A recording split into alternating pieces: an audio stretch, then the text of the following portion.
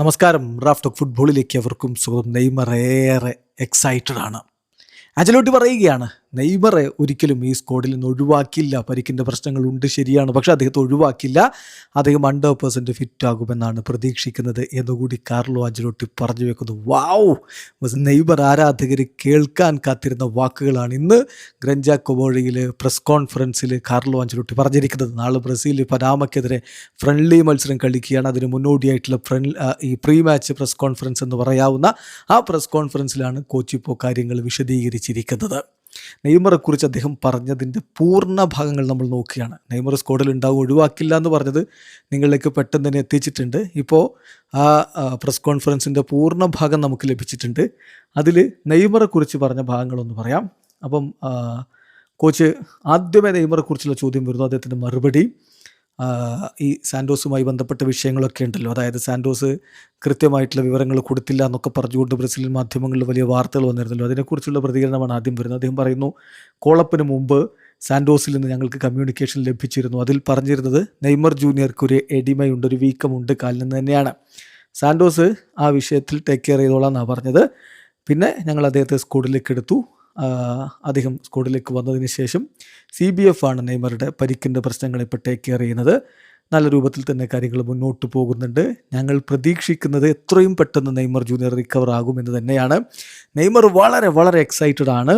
വളരെ പെട്ടെന്ന് അവന് റിക്കവർ ആകാൻ പറ്റുമെന്ന് ഞാൻ പ്രതീക്ഷിക്കുകയാണ് എന്ന് പ്രസ് കോൺഫറൻസിലെ ആദ്യ ചോദ്യത്തിന് തന്നെ ആഞ്ചലോട്ടിയുടെ മറുപടി. പിന്നെ കുറച്ചുകൂടി വ്യക്തമാക്കിയിട്ട് അദ്ദേഹം കാര്യങ്ങൾ പറയുന്നു. To be clear, Neymar junior ഞങ്ങളോടൊപ്പം ഉണ്ടാകും, അവൻ റിക്കവർ ആകുന്നത് വരെ.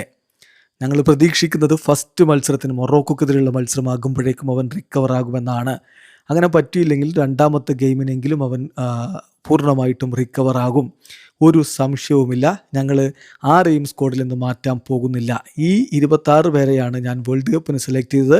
ഈ 26 പേര് തന്നെ വേൾഡ് കപ്പിന് ഉണ്ടാകും. അൺഫോർച്ചുനേറ്റ്ലി നെയ്മർ ജൂനിയർക്ക് ഒരു സ്മോൾ പ്രോബ്ലം ഉണ്ട്. അതുകൊണ്ട് തന്നെ അദ്ദേഹത്തിന് ഗ്രൂപ്പിനോടൊപ്പം അങ്ങനെ ട്രെയിനിങ് നടത്താൻ പറ്റുന്നില്ല. പക്ഷേ ഇൻഡിവിജ്വൽ ലെവലിൽ അവൻ നല്ല രൂപത്തിൽ തന്നെ കാര്യങ്ങൾ ചെയ്യുന്നുണ്ട് എന്നുകൂടി കോച്ച് പറഞ്ഞു. അപ്പോൾ കോച്ചിനോട് വീണ്ടും മാധ്യമങ്ങൾ ചോദിച്ചു, നെയ്മർക്ക് ഗ്രേഡ് 2 ഇഞ്ചുറി ഉണ്ടായിട്ടും പിന്നെ എന്തിനാണ് സ്ക്വാഡിലേക്ക് എടുത്തത്?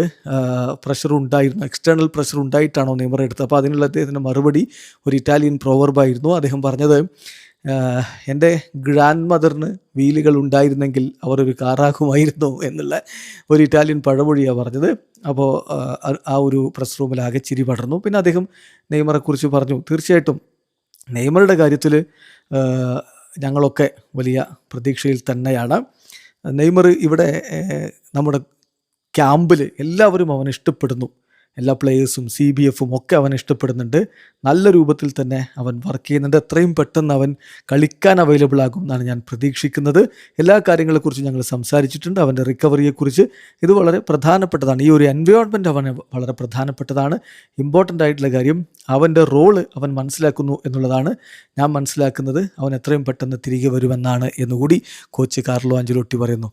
പോരെ ഇതാണ് ഇന്ന് നെയ്മറെക്കുറിച്ച് വിശദമായിട്ട് ആഞ്ചലോട്ടി സംസാരിച്ചു. വീഡിയോ അവസാനിക്കുന്ന ഫുട്ബോൾ ലോകത്തെ കൂടുതൽ വിശേഷങ്ങളുമായി റഫ്ലക്സ് എത്താം.